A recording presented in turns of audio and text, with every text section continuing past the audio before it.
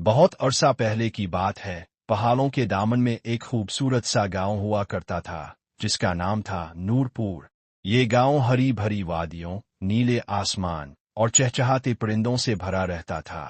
لوگ خوشحال تھے اور قدرت کی ہر نعمت سے لطف اندوز ہوتے تھے، مگر اس گاؤں کی سب سے خاص بات تھی ایک نایاب اور جادوئی چڑیا، سونے کی چڑیا۔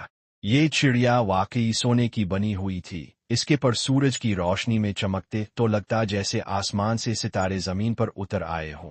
کہا جاتا تھا کہ یہ چڑیا روزانہ صبح کے وقت پہاڑ کے ایک مخصوص درخت پر آتی، اور جو بھی شخص اس کے گانے کو دل سے سنے، اس کے دل کی ایک نیک خواہش پوری ہو جاتی۔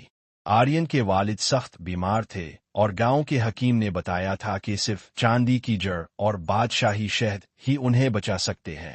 یہ دونوں چیزیں صرف بادشاہ زعفران کے خزانے میں موجود تھی۔ آرین کو معلوم تھا کہ وہ بادشاہ سے کچھ مانگ نہیں سکتا، اس لیے اس نے دادی اماں کی کہانیوں سے ہمت پکڑی۔ ایک رات چاندنی میں دادی اماں نے بتایا، بیٹا، اگر سونے کی چڑیا تمہاری نیک نیت دیکھ لے، تمہیں وہ عطا کرے گی جو تم چاہتے ہو، مگر یاد رکھنا، آزمائش کے بغیر انعام نہیں ملتا۔ اگلی صبح آرین نے اپنے سفر کا آغاز کیا۔ پہاڑوں کے پیچھے جہاں کور چھایا کرتا تھا، وہ درخت تھا جہاں سونے کی چڑیا آتی تھی۔ راستے میں آرین کو کئی چیلنجز کا سامنا کرنا پڑا۔ ایک بولنے والا سانپ جو کہتا تھا، اگر تم سچ بول کر میری پہیلی حل کرو گے تو میں تمہیں محفوظ راستہ دکھاؤں گا۔ ایک جادوئی ندی جس سے گزرنے کے لیے دل کی پاکیزگی شرط تھی۔ ایک پرانا پل جو تبھی مضبوط ہوتا جب کوئی نیک کام کیا جائے۔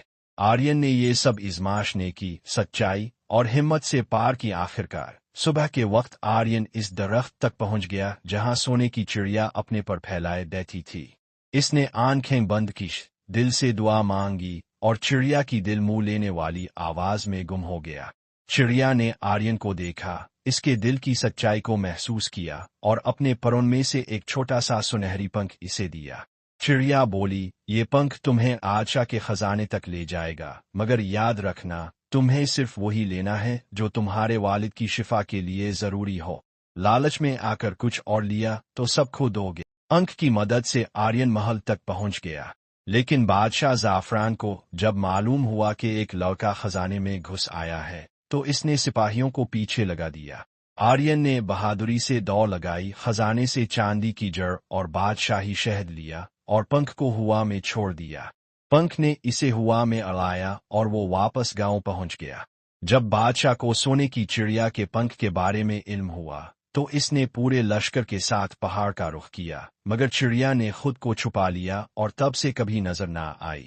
آرین کے والد دوا سے ٹھیک ہو گئے، پورے گاؤں نے خوشی کا جشن منایا، اور دادی اماں نے کہا، سونے کی چڑیا صرف اسے نظر آتی ہے جو دل کا سچا ہو۔ آرین نے نہ صرف اپنے والد کی جان بچائی بلکہ گاؤں والوں کے دلوں میں بھی ہمیشہ کے لیے جگہ بنا لی۔